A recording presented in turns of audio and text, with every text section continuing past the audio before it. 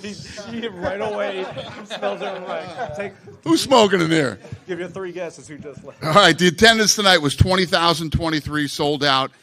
Gate was 11.01 million, highest grossing event in the arena's history. Fight of the night, Elliot, Lerone, Carlos, and Hamzat, they all won $50,000. Hi. Hello. We'll start with the main event. Incredible energy in the crowd, incredible fight itself. Hamzat's performance, was unbelievable. Yeah. Give us your takeaway of it. And did you see before this fight that being the possible way it was going to play out? No. The lead up to this fight, I said, I bet the main event is the fight of the night. Didn't see that coming, but not shocked either. You go in and dominate the way that he dominated. If you can do it the first round, more than likely you can do it the second and throughout the rest of the fight. Yeah. There was a time, and it was in the promos leading up to this fight, you said Hamzat was special, one of the most special guys you've ever seen. Do you think he's lived up to that yet, or does he still have a little ways to go because he's been a bit more inactive since the night on when we were on Fight Island, he said, I want to fight next Saturday. Ever since then, the guy's been a rocket ship, and obviously is very popular too. People love him.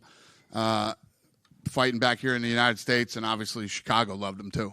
Do you hope that he can maybe start getting back towards the levels of activity we saw at the beginning of his UFC career? He's the champ now, so. Okay. And what did you think of DDP's performance, right? Obviously, he was outmatched in the wrestling, never gave up, though. Even in the last round, he started landing his own shots. What did you make of DDP and his toughness to survive 5 rounds? Yeah, first of all, I had every round at 10-8, maybe except for the last round. But to be in the position that he was in and the crucifix and just getting dominated on the ground and punched in the face and elbowed, and it's a very frustrating place to be in. I thought he handled it well and came out every round, trying to get in the fight and try to win. Yeah. Impressive. On the crucifix, it's a weird one, right? They're landing strikes. He's landing like 200 punches around, but they're not quite hard enough to end the fight. Are you glad the referee doesn't wave a fight off in that position? Listen, I don't know how hard they are, and I don't want to fucking know how hard they are. Nobody wants to be in a crucifix getting punched in the head like that. It's got to be the most frustrating, suck the heart and soul right out of you type thing to happen. And just getting dominated on the ground the way that he did is no fun for anybody. I wouldn't say that, he's getting pitted-patted striked. His face was pretty busted up. The knees that he was taking to the body and to the legs and the hips, and it's going to be a long ride home to South Africa. And then Lerone Murphy, I don't think anything is guaranteed in this sport in terms of getting title shots and stuff like that, but if there's a way you could get as close to guaranteed as possible, he must have done that tonight with that spinning elbow. Yeah, it's a weird thing to say with a guy who has a record like he has and sits where he sits in the division, to say that tonight was sort of a coming out party for him, but it definitely was. Alex Volkanovski has said he would like to fight him in December. It's not often you see a champion calling out the challenger. Could be interested. I love it. And then as far as Carlos Prates, another spinning back elbow and finish, crazy stuff. Wants to fight in Rio. You gave him that fight against who, we're not sure. But MVP was here earlier and said he would step in and fight in Brazil. Yeah. We'll see when we get back. And,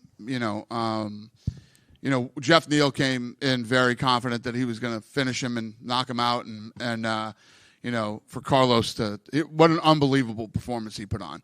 Incredible fight. Dan, were there any medical updates on Jeff and Aaron, because they were down for a while after those knockouts? Yeah, well, Pico was transferred, and I haven't heard anything about Jeff. I think he's okay. But Pico, I'm no doctor, but I'm going to say he has a concussion for sure. But we haven't heard anything back that anything bad is happening. He's getting checked for his head and face. Tim Elliott just became, I think, the tied Figueiredo for the most wins in UFC flyweight history.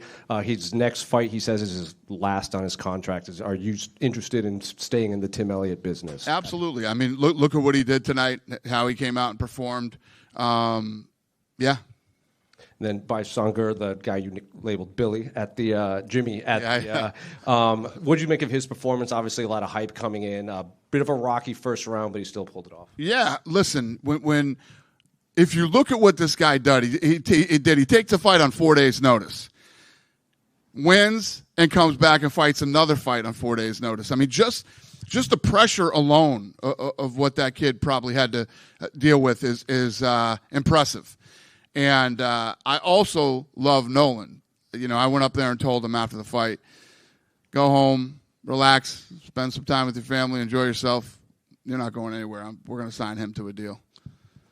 Just last one for me. I don't know if any fighters have talked to you, but I guess there was some issue with this official scale at weigh-ins. A lot of fighters were heavier than their scales were. Did that get back to you? And a lot of them were like, can we just get digital scales at this point? Not at all. It's the first I'm hearing of it.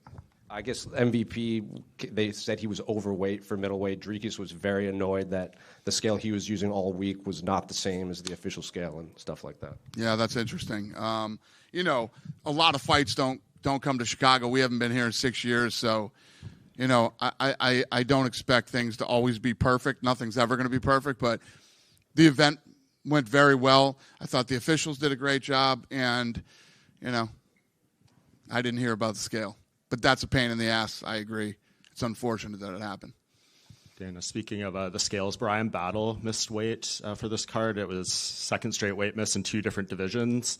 People are just wondering kind of what his status is after that. I haven't thought about it yet. We'll get home and figure it out. Yeah. How big do you think Khamzat can be? Like, our numbers this week have felt, kind of extraordinary. I don't know it, the pay-per-view, all that type of stuff. I agree. No, we felt the same. Yeah. Do you feel like he can be the biggest star in the sport soon here? Yeah. I mean, he's a big star now. He's a big star. When you're asking me, you're saying how much bigger can he be? I don't know. We'll see. But he's already a big star. Everything about this fight was big, from pay-per-view to all the numbers that we were looking at. And just being here in Chicago, the last 3 days here felt big. Mm-hmm. Tonight in the arena was insane. Yeah, he's a star. I don't know if you're asking me how much more of a star can he be. We'll see. He had said all fight week he wants to turn around and fight in Abu Dhabi. Is that something you would consider, or do you feel like with the heavyweight title already on that card, like he maybe? I just had a kid fight Tuesday and wanted to turn around and come here. I would Abu Dhabi. I would definitely consider. Yeah, and so many great potential contenders right now, right? We had the great Fluffy win, Renier de Ridder. We have a huge fight in Paris. Are you just kind of waiting for the Paris one and then maybe see the lay of the land of who could be next? I'm waiting for Tuesday, but yeah, I agree with everything you just said. Yeah, and a lot of talk this week about the new TV deal, all that type of stuff. I know probably not much has changed in terms of meetings or anything since Tuesday, but I'm curious, when you talk about the bonuses and changing that, would you ever consider implementing just a finish bonus instead of performance ones? Like, you get a finish, that's the bonus for you? Finishes are part of it. Finishes are part of when you think about it, other than Khamzat, the finishes were the other bonuses. But I think you have to mix everything into the equation. A great performance. I don't want to put myself in a box with just finishes. Mm-hmm. And on the topic of fire pay, some people were wondering if you would ever consider moving away from the show win model and maybe doing like flat purses across the. Listen, man, this business has worked just fine. Oh, yeah. The model isn't broken. I love when people who have no fucking idea what they're talking about and don't know anything about the business give input. It's fun.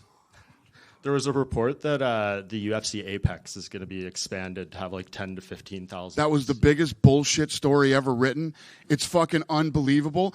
They quoted people that literally said nothing to them, never spoke to them or anything. That entire story was a fucking absolute bullshit lie. The craziest thing we've ever seen. I fucking called Lene and said, Lene, this whole story is a lie. Everything about it is a lie, including the people that they quoted. Never talked to them. So how does that happen? How does that happen, Lene, the head of PR for the UFC? What did she say? What's the answer? I don't know. They said we're sorry. Okay. They were sorry, and they did do a retraction and change it. Okay, so you're satisfied with the recent construction to the Apex? That's how it's going to be. Yes, to think that if you look at the construction that's going on at the Apex, to even think that it's going to be a 10,000 seat arena, it's fucking unbelievable. Complete lie. Everything about that story was a lie. Yeah, I got a question about bonuses. So today it seemed like there was kind of a new thing where there were like instantaneous, the fighters were notified in the... That's not a new thing. Did you see the fights? No, they definitely deserved it, but It was the last 3 fights. So, I was looking at the fights from earlier, they were good, and there was some impressive stuff. Those two fights were like, yeah, holy shit. Yeah. And I knew nothing before it had beat it, and anything after. If anything else was crazier than those, I'd have paid the money. I'd have just said, all right. Yeah, I was just wondering if that was kind of going to be a new thing moving forward, where you like fighters. When shit like that happens again, yes, that will be a new thing that will happen moving forward. I mean, if those fights were the second fight on the entire night, I would have said the same thing. Okay, gotcha. Somebody would have had to been decapitated for you know what I mean? I don't know what would have been bigger than what happened in those fights.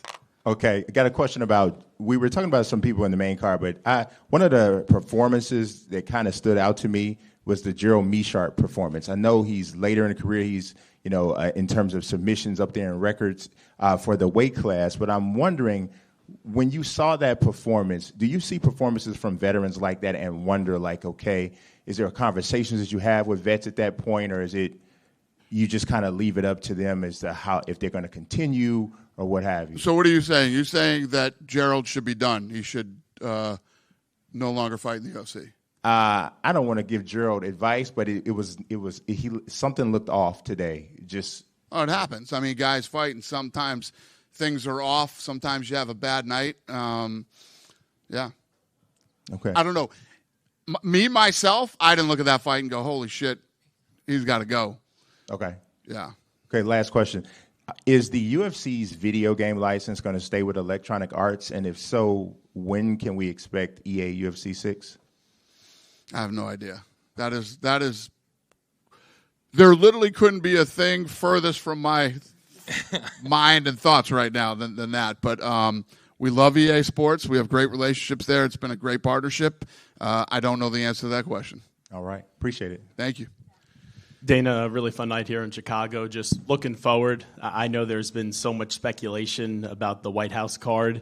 I've seen a lot, obviously, of what you said recently to Jim Rome.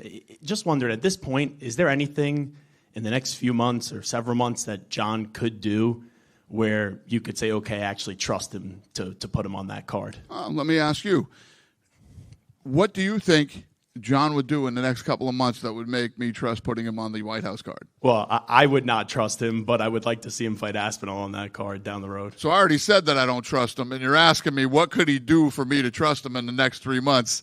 You don't trust him. Well, yes, but you talk to him. I don't. Yeah, no, I don't talk to him either. I haven't talked to him at all. Well, there's a greater chance you'll talk to him than I'll talk to him. Yeah, I would not bet on, if I had to make odds, it's 1,000,000,000 to 1 that I put John Jones on the White House card. All right, I think that ends the questions on it. Yeah. What do you think of the energy all week in Chicago? I mean, the fans were insane. Let me tell you what. This city is awesome. It's beautiful. The food is off the charts. And, to be back here after 6 years, the arena was really, really good to us. And the fans here were amazing. It was an incredible week. And I'm glad we chose to come here with this fight. Speaking of food, you already said earlier on, you told Gary Breck on video, you're just like, hey, sorry. Yeah, no. I've had Lou Malnati's twice since I've been here. I ate at Portillo's. We ate at Gibson's last night. It was amazing. And I told my assistant, find the best sandwich shop in town, and I want sandwiches on the way home. So, yeah, incredible. And the desserts over at Gibson's. If you've never eaten at Gibson's Steakhouse, the steak, everything, it's phenomenal. The desserts are some of the best desserts you'll ever have. They're massive. Yeah. There you go. If you're a fat boy like me, get over to Gibson's. And if you don't like anything on the menu, eat the dessert. There you go. Last one for me. Just a question for about Joseph Morales. How do you look at his story? Leaving the UFC in 2019, going to Cage Warriors, going around, earning a spot on The Ultimate Fighter, and then winning the entire thing to come back and earn a spot back. Yeah. Oh, yeah. I didn't know where you were going with that at first. Yeah. Great story. I mean, what the kid has accomplished after, I wouldn't call him down and out, but, the position he was in, and to come back and win this, it's incredible. I love stories like that. And I love, for these two kids to come off the Contender Series. He comes off the Contender Series, and then Nolan takes the fight on 4 days' notice. They come in and put on a fight like that. I put him on the main event on ESPN, and they come in and deliver like they did. I love that shit. This is what it's all about. That's why I told Nolan, go home, enjoy yourself. I respect you for stepping up, and you're not going anywhere. And that kid's a dog. I mean, he fought like a dog. Former Marine, another great story. I love it. So we're going to take care of him. We'll see him fighting again in the UFC. Right here in the middle. Go ahead. Sock's hat. Oh, yeah. Everybody's been saying it all week. It's been 6 years since the UFC has returned to, or has been in Chicago. Was there any specific reason why it's taken so long? Yeah, COVID. COVID happened, and then once the world started, you knew my stance during the whole COVID thing. We went through COVID, and then when everything opened up again, I was only going to states that were easy to do business in, and only going to states that would let me do full arenas.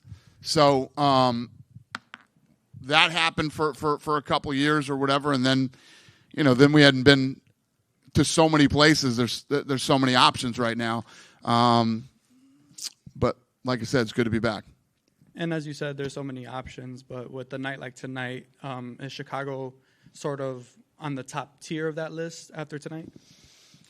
Yeah. I mean, I love Chicago. I literally have been up here yapping for 15 minutes about how much I love it here. We'll just have to see how this plays out. Schedule-wise and with the new network and all the things that we got going on. We'll see. But, yeah, I mean, I'm going to come back to Chicago as much as possible. Thank you. Thank you. Dana over here real quick. Speaking of the new network deal, how much, I know you probably want to build as big of a card as possible for that first Paramount card. When do you guys start putting that together, and are you wanting this to be kind of like one of those super cards that you were talking about putting simulcasting on CBS, or will this just be kind of more of a traditional great card that you guys put on? Here's the thing about being in this business, right? If you look at all the things that we accomplish, and at the end of every year, I'm always sitting in front of you guys going, I don't know how we're going to beat this last year, but we always seem to do it. You never stop proving yourself. You always have to get out and keep grinding. And in September, we're getting together. We're getting both the teams, my team and their team, together. We're going to start game planning and working on how this is all going to work and how we can all work together. And ESPN has been incredible. These guys are like, we're going to help you as much as we can in the transition. Anything you need from us. We have an incredible relationship with them. I still have an incredible relationship with Fox. And we had a good relationship with Spike when we left there too. The guy Philippe Dumont, I'm sure you've all heard me and how I feel about that fucking guy, but who was one of the executives at the company back then, I'm not a fan of, but every other relationship I've ever had with all these networks, I still have, and nothing. There'll be no difference with ESPN when we leave. And I don't know what the fuck you asked me or where I'm going right now, but we got a lot of work to do. That's the answer to your question. And then, speaking of the deal, and I know obviously you still have a great relationship with ESPN. The Contender Series is still on ESPN. Do you guys have kind of an ETA of what you're looking at in terms of the rights deal for Tough and the Contender Series? Because I believe you said that was not part of the original deal with that Paramount. Yeah, so what's your question about it? Do you guys have kind of a rough timeline of when you're wanting to get a rights deal for those two entities? We haven't even got the teams together to talk yet, and there's still a lot of work to do. Right. Thank you, Dana. Yep. Dana over here. Former Celtic Kristaps Porzingis, he said he was interested in fighting for the UFC, and his post-NBA dreams were to be in MMA. What are your thoughts on that, and would you be open to that now that he's not on your Celtics? I like him. He's a great guy. That's a tough transition to leave basketball and come fight in the UFC. But I love that that's how he feels, and we'll see when he retires. And once you'd have to fight some amateur fights, and once you get a couple fights under your belt, or one, you might change your mind. I don't know. We'll see. But I like him. I'm not gonna, say I wouldn't do anything with the guy or anything like that. Consider him a friend. So, congrats on a great night. Thanks, brother. Appreciate it. You guys done with me? Yeah. Have a great night. Thanks, guys, and thank you, Chicago.